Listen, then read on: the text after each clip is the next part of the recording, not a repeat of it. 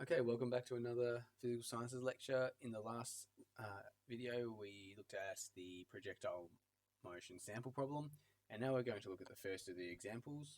And this first example starts off as a standard vertical motion problem. So we have a ball dropped from a 10-meter window above the ground, and we're going to first define our downwards as positive direction.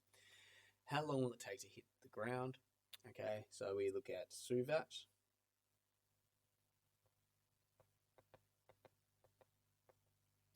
And we have a displacement of 10 meters when it hits the ground. We have an initial velocity when it's dropped to 0 meters per second. Our final velocity is unknown. Our acceleration is due to gravity, so 9.81 meters per second squared. And our time is unknown as well. And that is what we're looking for, the time. So we look at our formula sheet and we can identify that we have S, U, A, and we're looking for T. So we're going to use S equals UT plus a half AT squared. And we substitute the numbers in, so we get 10 meters equals 0 plus a half times by 9.81 times by t squared. So to get rid of this half, we're going to times both sides by 2 and get 20. And we're going to divide both sides by 9.81. And that's going to be equal to t squared. So that means that t is going to be equal to the square root of 20 divided by 9.81. And that is equal to 1.43 seconds. What will its speed be as it hits the ground? So we now have S-U-A-T. So we can theoretically use any of them which have a v. So just remember we can use v squared equals u squared plus 2as. Or we can use v equals u plus at, which is the one that I'm going to use. Feel free to check my answer using v squared equals u squared plus 2as.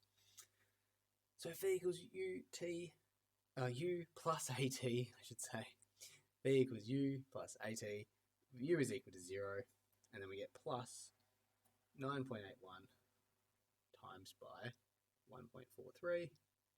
And that is equal to 14.0 meters per second. And it is in a downwards direction.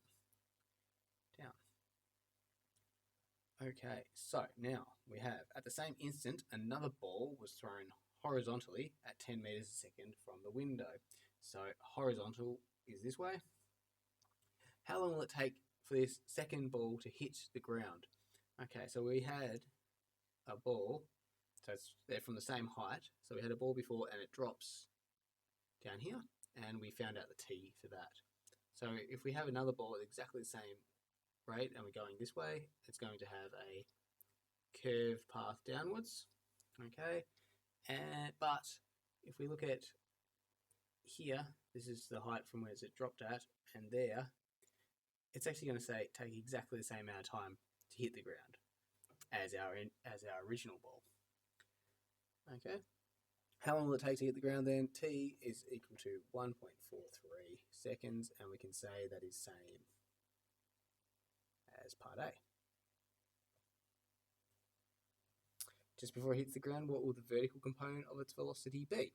So again, the velocity in the vertical is unchanged by the velocity in the horizontal. So what will the vertical component of its velocity be? It was 14.0 meters per second down, and this one is also going to be v equals 14.0 meters per second down. And that is the same as part B. Okay, so what will the horizontal component of its velocity be?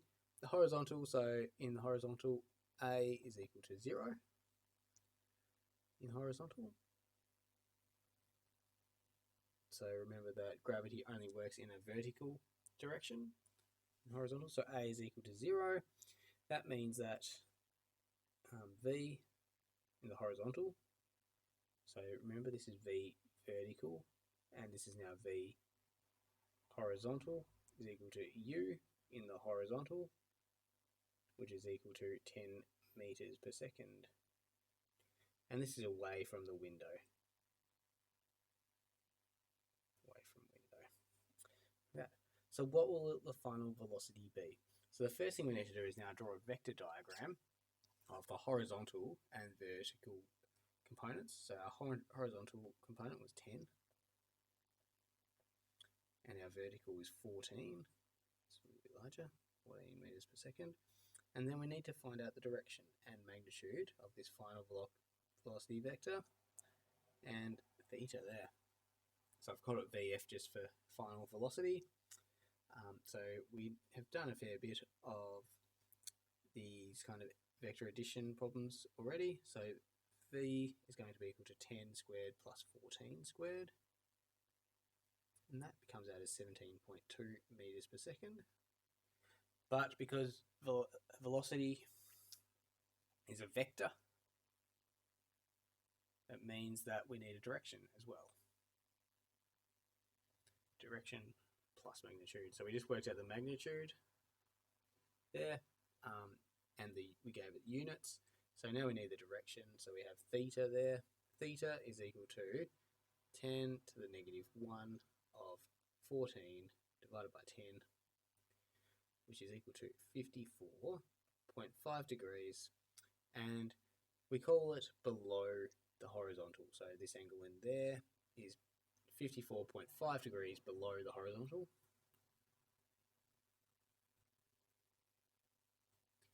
And then we can just make a concluding statement. Oh, my little L has gone a bit funny there. Delete that. It's right in horizontal. Not sure why it does that. So we can finally now write that final velocity is 17.2 meters per second at 54.5 degrees below horizontal. And we have finished that problem.